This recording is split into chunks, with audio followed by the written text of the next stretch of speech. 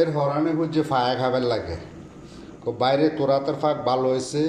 গোস ফাঁকা জিরা ফাঁকা ফাই ভালো হয়েছে এখন তুই একটা দিন ফায়া ফাঁকে খাবা এখন আমি আজকে 11 কেজি ফায়া আনছি এরপরে পেঁয়াজ আছে 2 কেজি টমাটো আছে 1 কেজি মশলা আছে প্রায় 250 গ্রামের উপরে সব কিছু দিয়ে ফাঁকাইতে এসছি রসুন আদা এরিয়া আছে আদা রসুন আছে প্রায় ½ কেজির মতো রসুন আর আদা এই এখন ধোঁয়া উঠতে আছে এইমাত্র বইলাম আর কি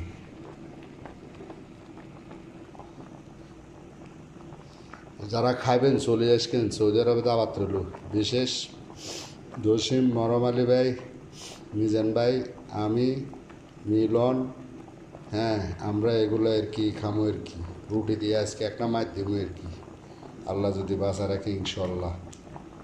যে গোস্ত প্রতিদিনে খাই আমরা তো মাংস বেশি তাই ফায়া খাই না এখন শীতকালে ডেছে শীতকালে শীত পড়তে আছে তো এই কারণে আজকে একটু ফায়া ফাঁকে বিশেষ আমেরিকার খালেদ ভাই লাগে খালেদ ভাই সৌদি আরবে আমন্ত্রণ জানাইছি হ্যাঁ এই যে আজকে ফায়া ফাঁকাইতে এসি রুটি দিয়ে খামো আর কি বুঝেন দি ভাই আপনার দাবাত রইলো সৌদি আরবে আমরা যে সময় আসেন এই যে 15 কেজি ফায়া আনছি একটা ডেগো ফাঁকাইতে এসি আমরা 5 জনে খামো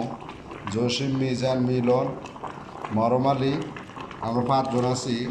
তো এই সাথে যোগ হইব খালেদ ভাই আর কি দাবাত রইলো ইনশাল্লাহ সৌদি আরবে আমন্ত্রণ রইলো এই যে ধোঁয়া উঠতে আছে সব কিছুতেই বয়েছি সবাই বলে ফাঁক ভালো এই জন্য সবাই রিকোয়েস্ট করছে আজ যে ফাঁকানোর লাগে তো আমরা তো মাংস বেশি সবসময় মাংসই খাই বেশিরভাগ ফায়া খাওয়ানো না তো আজকে ঠান্ডা পড়তে আছে বেশি এই জন্য ফায়াটা ফাঁক করলাম আর কি তো দাবাত রইল আর কি খালেদ ভাই ওকে আসসালামু আলাইকুম